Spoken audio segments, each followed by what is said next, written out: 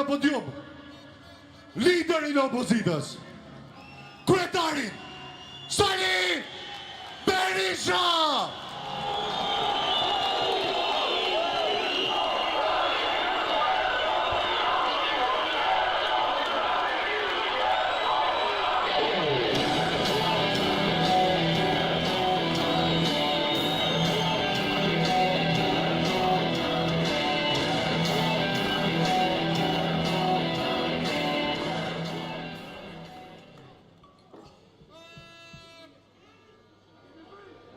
Të dashur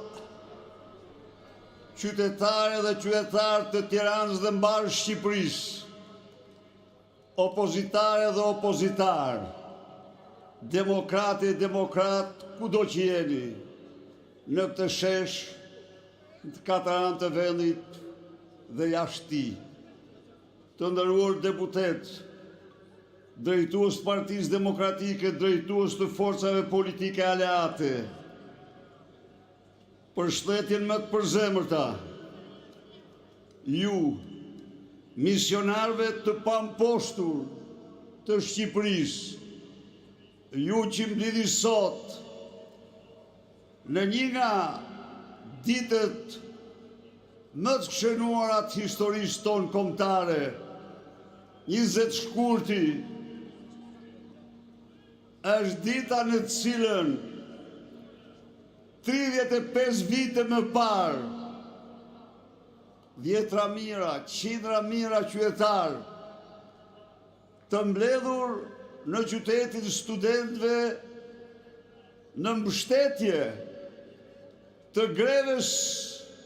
të studentëve liberator, greves suris për të çliruar kombin dhe vendin nga kulti i satanit, në thirrjen e artistës së mirënjohur Raimonda Bulku dhe të protestuesve të shumt, nisen drejt sheshit Skënderbeu, të rrethuar nga të katër anët, me autoblinda, mitroloza, sniper, në një betejë e cila shënon kulmin e guximit qytetarëve shqiptar, në një betejë paqësore që ka shndritur dhe do shtrisë gjithmonë në historinë e revolucionit demokratik, në të cilin përmbysen shtatoren, përmbysen kultin e satanit, kultin e Everhoxh, Hitlerit shqiptar të mbas luftës, përmbysen regjimin i cilin 46 vite shtetëzoi, persekutoi, burgosi, ekzekutoi, varfroi, mjeroi më shumë shqiptar se çdo pushtues tjetër që ata kishin njohur në tërë historinë e tyre. Nderim për jetë atyre guximtarëve që si luaj u vërsulen mbi shtatorën e diktatorit, e përmbysen atë dhe çliruan Shqipërinë nga diktatura komuniste 46 vjeçare. Miqtë e mi, 35 vite më parë, të gjithë ata që ishin në shesh, por mbar qytetar shqiptar, kur nuk do mendonin se 35 vite më vonë do ndodheshin para një regjimi sigurisht jo të njëjtë mënyrë identike, por fatkeqësisht shumë të ngjashëm në shumë aspekte. Nuk mund të besonin se 35 vite më vonë pushtetet e vendit do ishin në duart e një krimineli të pashembull historik pas Enver Hoxhës.